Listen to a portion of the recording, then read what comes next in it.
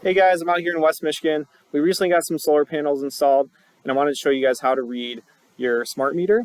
So when we got the panels installed, they did give us an app. It was the Enlighten app. It tells you how many kilowatt hours you've been using, but really at the end of the day, you're going to be billed based on what your meter is showing. So it's really important to see what your meter actually is showing. You know how to read it, and you can kind of compare that to your bill, and then also the app they give you.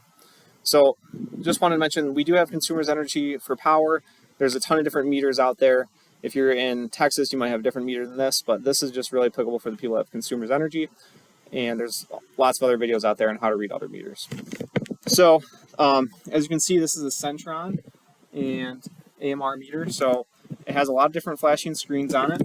And I'll show some Excel screenshots, but really just wanted to show you guys one thing here is there's this arrow flashing from right to left, and that arrow is really saying that we're using power from the solar panels. So if it's going from right to left, that means you're actually using power from the solar panels. If it's going left to right, then you're actually drawing power from the energy grid.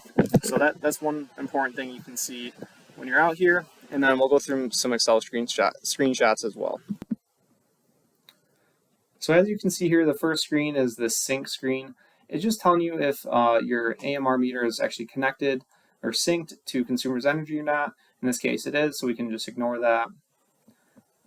The second screenshot here is the test screen. It's really just telling you if the display is working properly. So if there was any part of the display that was not working, you would see it not illuminated. In this case it is working properly, so we'll go through that one. Next screenshot here is the time. It's said in military time with seconds on the end, so it's 11:47 a.m. and 48 seconds. Next screenshot here is the total kilowatts used since the meter was installed. This is really what you're getting billed on. This is the most important screen. So even if you don't have solar panels or any other net metering source like wind turbines, this is the amount that they're actually reading every single month and determining your bill off of. So current read is 105.69. Last month was 104.42. This is just partway through the month, so we've only used 127 kilowatt hours so far.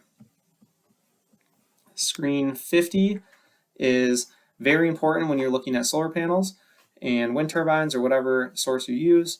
Screen 50 is actually saying the kilowatts generated from the source. So in this case, we have solar panels and we've generated 539 kilowatt hours so far in a month and a half of having them. So the last reading that we had was 428, so 539 minus 428 is 111. So we're only, like I said, we're only partway through the month, but we will have gotten a credit for 111 kilowatt hours so far. The next screen here, screen 30, that's how many kilowatt hours are actually being generated at the moment by the solar panels. So, and that's actually taking into account the amount we're drawing from the grid. So with the solar panels and the amount we're drawing from the grid, it ends up being a negative 1.676 kilowatt hours. So that's really just a nice number to say like how much you're actually using at a given time or not using. This last screen here, this is what I showed you guys in the very beginning. There's this arrow going from right to left. That's just showing that we are actually putting power onto the grid. So our solar panels are generating electricity. We're moving that onto the grid. That's why it's going right to left. If the arrow was going left to right, that means we're drawing power from the grid onto our house.